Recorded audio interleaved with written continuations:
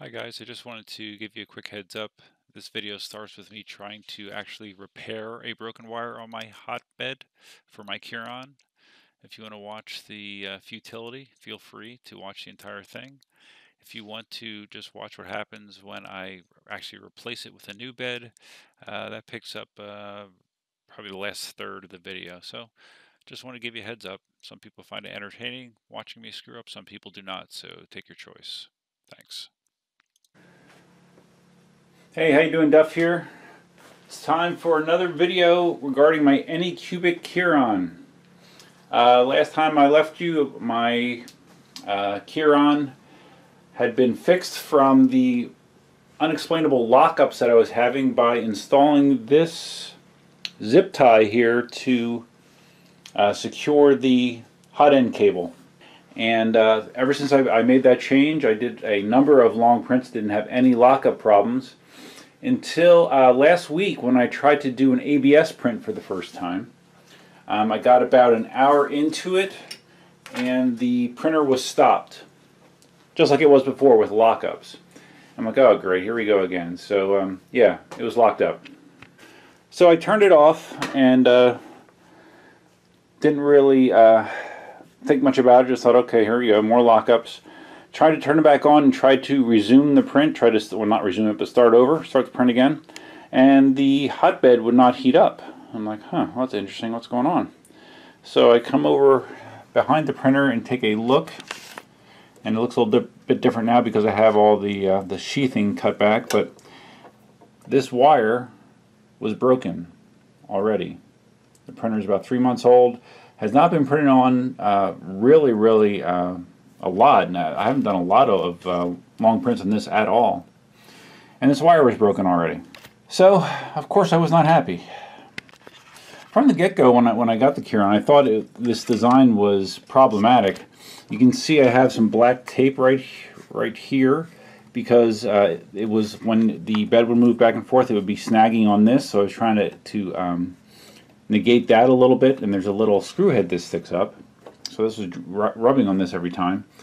And I also had some electrical tape on the wrap itself to, again, protect it from rubbing back and forth over the end cap here, because it always wants to rub. And I guess this is the end result.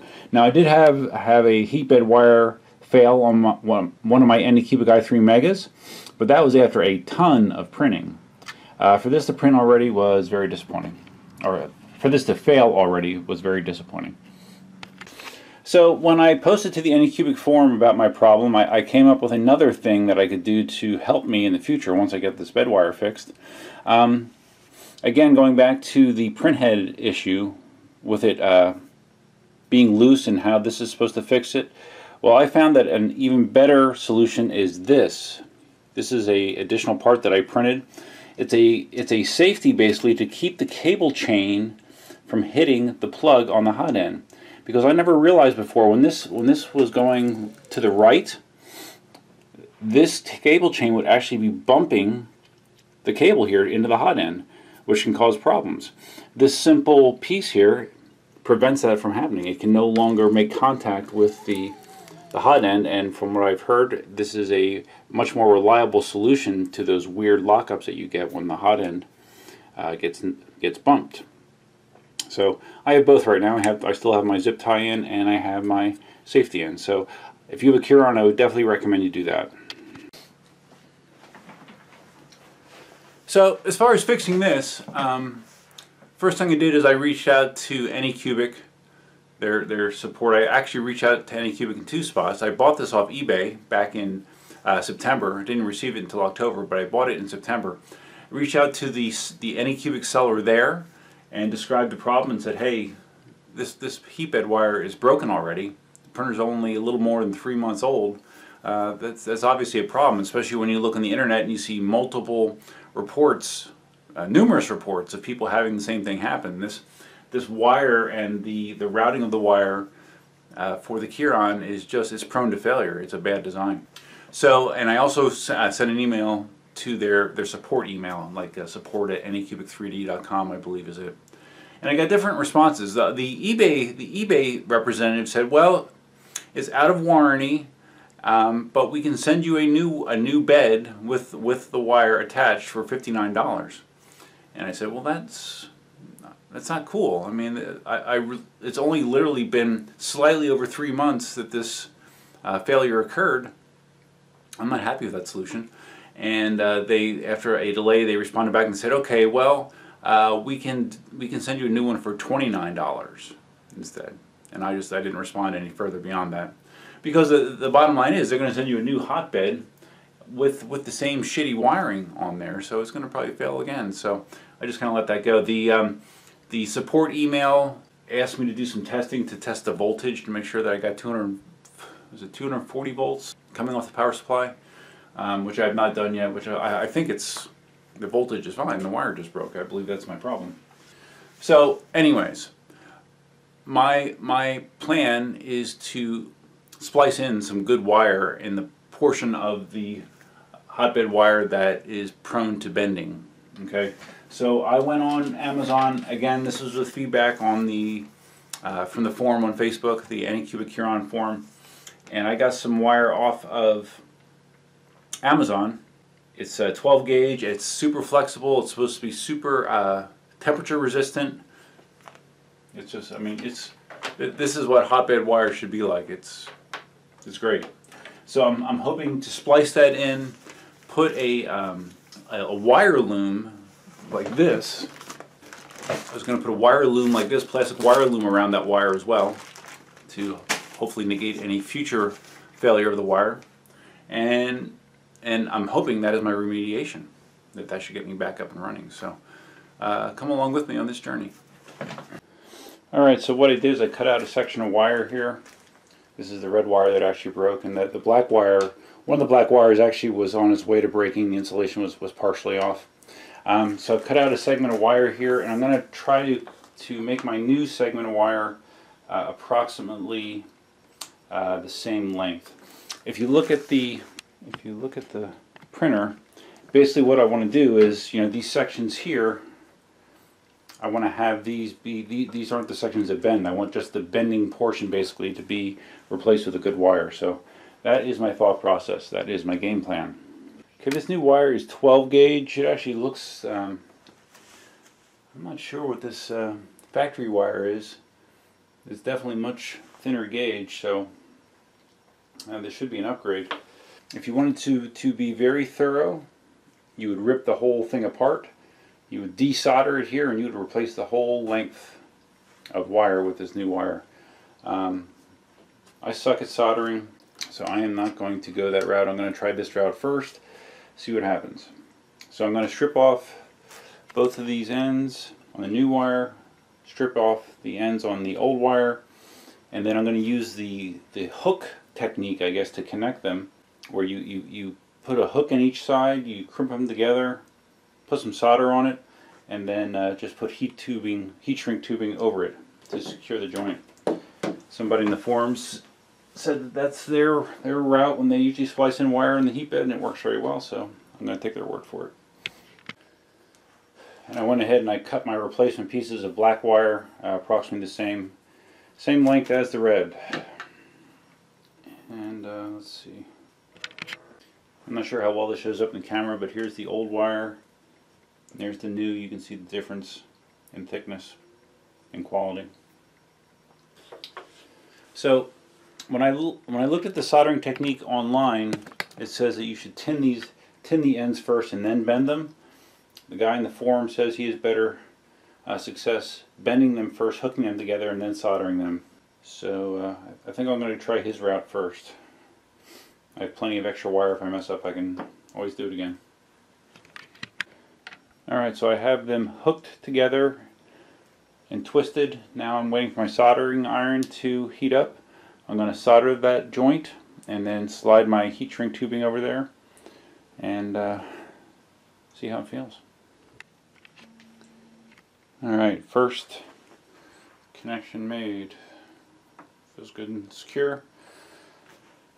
So now we are going to do the other end of the red cable. Alright, have the second connection made.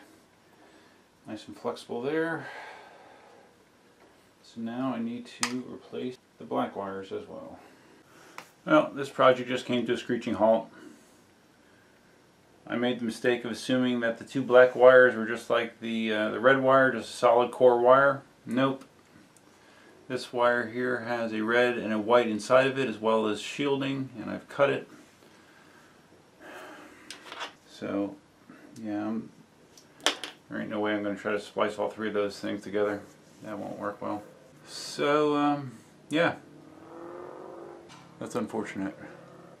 I guess I'll be getting a new bed and maybe putting fresh wire into that. I don't know. Alright, just for reference, here's the hotbed cable that comes in. Take off 4 screws to get access to the area where the main board is. Here's the 2 hotbed wires that go into this block here. Can you see this? Into this block here. And then the wire that I cut right here goes on top of the fan, plugs into the board there. That's the wire that I cut that I should not have cut. So, I guess I'm going to be getting some experience with just replacing the whole main board. What a pain in the ass, man.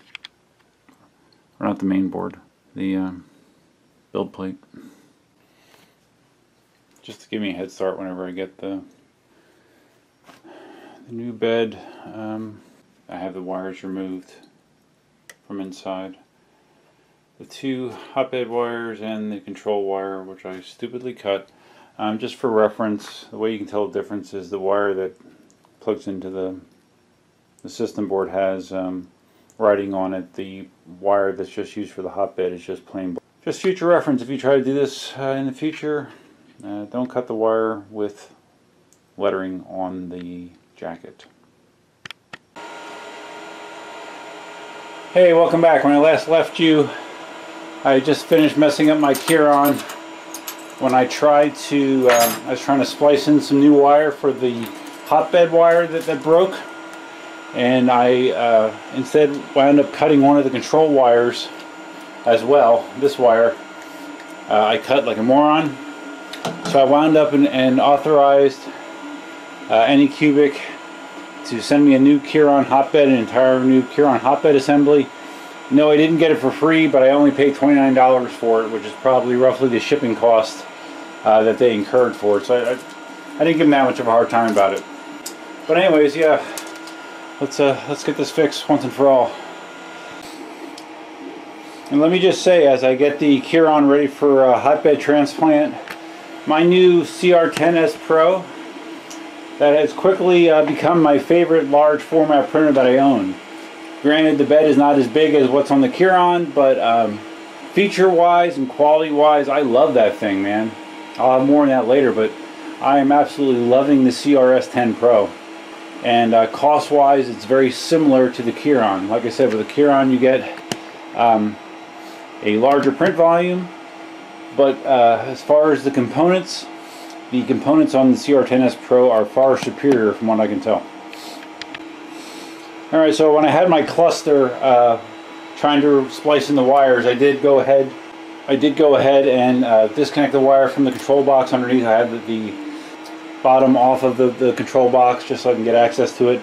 So I'm going to just remove the bed itself. Here's the replacement that I got from AnyCubic. Includes new mounting screws. I wonder if they did a better job of put better quality cable in this. I doubt it. But I do plan to put like a wire loom around this to try to make it at least a little less resistant, or a little more resistant to wearing out. Alright, so yep. You have the 2 pieces here. You have the actual ultra base.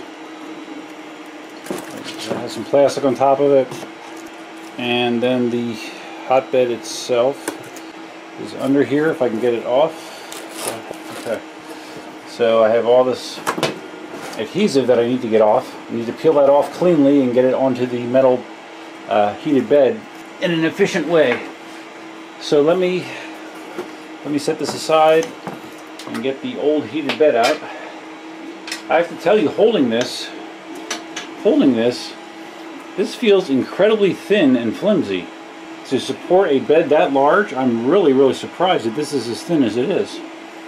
Wow, it feels like I could bend this very easily. Alright, let's get this out of the way. Alright, so all that should be required to do this, all that should be required is to back these adjusting screws off all the way.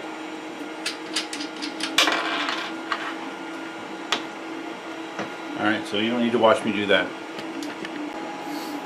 Alright, so now I have the adjustment screws out, so this should just lift out. Carefully lift it out. You're going to be reusing the screws, I'm sorry, the springs, but not much else. These out of the way. I'm going to get a better look at the butchery of my initial attempt. Alright, so one thing to take notice of on your old build plate is the way that the wires are routed. They have it going around the mount as a stress relief, and then there's this little metal clip that they do not give you a replacement, so you need to move that strain relief across to the other bed once you have it set up. Alright, so obviously you need to put all these standoff screws in first, and the way that they go is the screw goes through and then a washer and then the nut. There's a nut that goes on as well. So we're just going to get all four of these on, and then we have to attach the ultra base surface to this incredibly thin heated bed. I still can't get over how thin this is. This feels thinner than what was on the old CR10. I'm really surprised, because it seems like it would be so easy to warp / bend this. Very surprising that AnyCubic would use a heated bed that's this thin. Okay, got one on. Gonna rinse and repeat. Okay, I gave you some incorrect information. In this hardware kit, there's also some little white plastic washers. Those actually go against the heated bed surface. So it goes plastic washer, metal washer, nut. So luckily I only put one on before I realized that. So let's do it the right way. Alright, to make this a little bit easier, I flipped it upside down. And after I'm getting it finger tight, I'm just putting the wrench on here, and I'm not cranking on it, I'm just snugging it up. You know, a little bit more than finger tight, but not a lot. Notice how the hotbed cable goes on the inside of the post like this. That's part of the strain relief. Okay. Now we got to flip it back over, line it up with the supports underneath, and get the springs on. One other thing I just noticed is the underside of the replacement Chiron bed looks like it's not covered, you know, like for insulation, whereas the factory one has this nice black like insulation over the bottom of the heat bed. So that kind of sucks. That kind of pisses me off. We'll see how it works, but that's definitely annoying. Alright, let me continue. Alright. I have all four posts on. I'm just getting these basically started just to hold it in place while I try to carefully place the ultra base surface on top. To tell you that, it really annoys me that this seems to be a lesser quality heated bed than what I got from the factory. I'm definitely going to say something to the people I've been dealing with at AnyCubic. That kind of sucks. Really sucks. Alright. So here we go. You get basically one chance to get this on. You screw it up. I think you're pretty much out of luck, especially with as thin as this heat bed is. It's not like you're going to be able to peel it off and redo it. Wish me luck.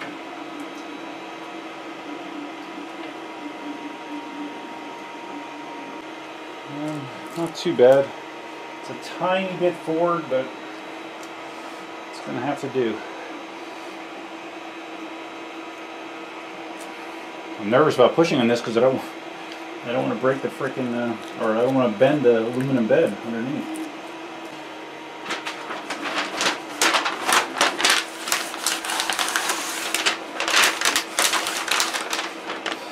Alright. Okay, so the only other thing I need to do here is get the strain relief reconnected here in the back. Yeah, I mean, look at the difference in that bed. It's crazy, man. Crazy annoying. Alright. So we're going to cut this zip tie here. And then we just have this little metal doodad.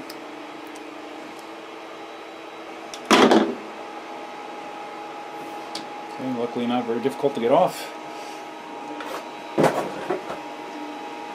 And then you place it here, with the longer part of it going facing up, and then basically a small zip tie through the gap. Not sure how well you can see that.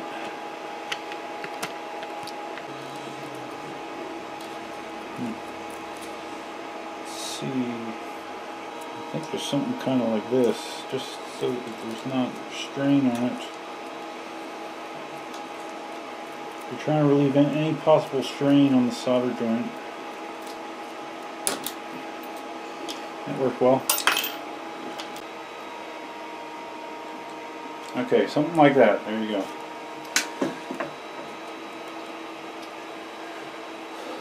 Alright, so now we need to route the cable down and into the control box.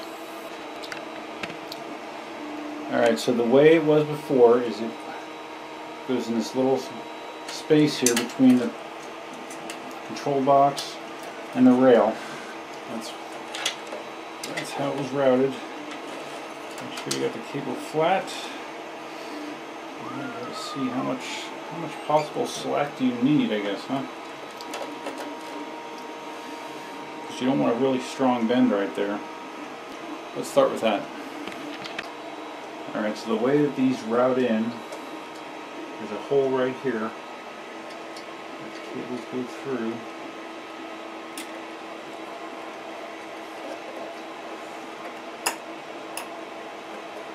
Like so. Now I'm trying to remember if there's some sort of rubber grommet here. I don't think there was. I don't remember taking one out. You know, just to protect the edges of the wire, even though this area would not be moving. But let me just make sure I didn't pull a grommet out that I'm forgetting about. No, I do not see a grommet, so I'm going to just use some of my Super 33 electrical tape and I'm going to tape around that hole, tape the edges just to protect it. Even though, like I said, I don't think it's an issue, but I'd rather be safe than sorry. So I'm going to pull this out. I'm just basically putting 4 pieces around the perimeter of this hole. So that should minimize the odds of wear on the cable. You know what I really should do? Alright, let's be smart about this. I have some of my wire loom here, which is what I plan to use on the other cable. I might as well just put some of that on here just to be safe, right? That would be really smart. But is that smart? I don't know, because the power supply plug is right there. We don't want to be putting pressure on that. Okay. We're not going to do that. This is probably the worst how-to video ever. We're damn close. Alright. So now there's 3 cables. You have the power connectors, or power wires that go to this block here. And the connections are labeled positive and negative. So obviously red goes into positive, black goes into negative. This connector goes right here, I think. Oh boy. Actually, I think it goes right under the wire. Right over here. Okay. I'm forgetting how it was connected. I am forgetting. Alright, I need to review the video of me taking it out just to make sure I do it right. But shit, oh man, I don't know that I got a good close-up of this. Okay, so luckily I did have video of what I removed before. The connector goes here. For some reason I was thinking it goes down here in one of these open connectors. My memory failed me. It goes right here, right next to the fan, and it's keyed, so it only can go one way. I have the red and black power wires for the bed installed. Getting them back into this block was a little bit tricky. To remove them I just had to unscrew it and pull it out, but to get it back in I had to, at first I thought I had to push the wires towards the bottom of this clamp connector, but it wasn't grabbing. You have to actually kind of have them up high in the connector before you screw these down.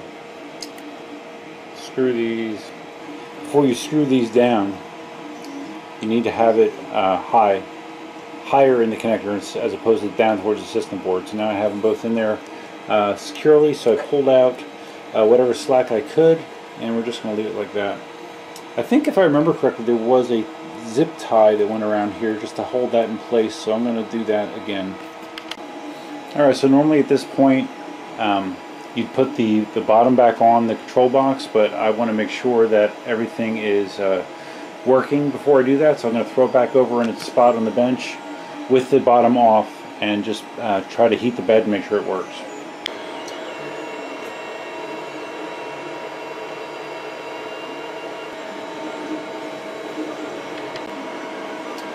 Alright, the bed is heating. It feels warm. And it seems to be taking about the same amount of time as I would recall. It's heating up relatively quick. So I'm going to shut it down and put the bottom back on. Alright, so that since I heated up fine, I'm just going to reattach the bottom plate. Reattach the bottom plate, and then we should be almost ready to go. Alright, so like I mentioned,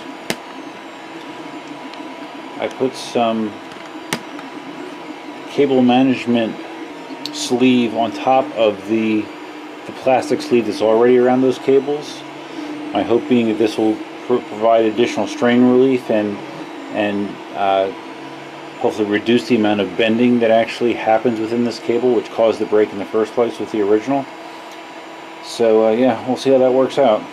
I just have this routed up through here. I don't have it tie wrapped down at all like it was before, so hopefully that helps as well. Looks like I should have enough clearance to go the entire way. So yeah, time will tell. Alright, got it fired back up yet. All I got to do is the leveling. I'm just going to do the manual leveling and see what happens. Alright, so I did the bed level bullseye test as my print, and yeah, it's not perfect, but it came out pretty well. So I would say that my bed replacement is a success, wouldn't you? Alright, so that's going to wrap up what is surely going to be a very long video. I think I'll actually probably wind up putting a disclaimer at the beginning of it, just kind of filling people in. Now, this is more of just like a storytelling experience as opposed to a, hey, this is exactly how you fix something kind of story. You know, obviously I made lots of mistakes along the way. Wound up buying a new bed instead of trying to fix the old one, and you know, luckily everything worked out okay. Took a while, but it worked out okay. It cost me 30 bucks out of pocket, so can't complain too much. So if you found this video interesting, entertaining, whatever, please give it a big thumbs up. If this is your first time visiting the channel, please consider subscribing, and yeah, look for more 3D content to come.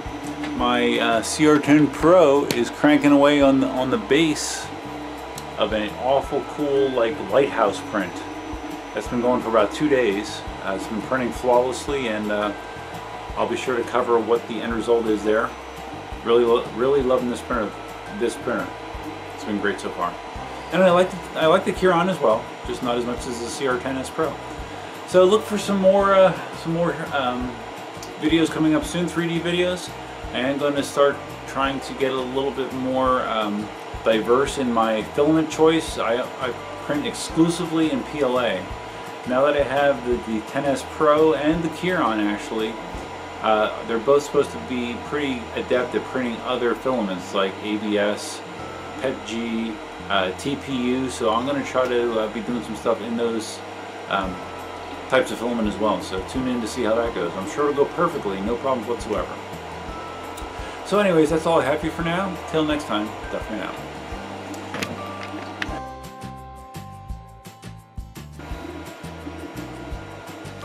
Anybody want an old Chiron hotbed?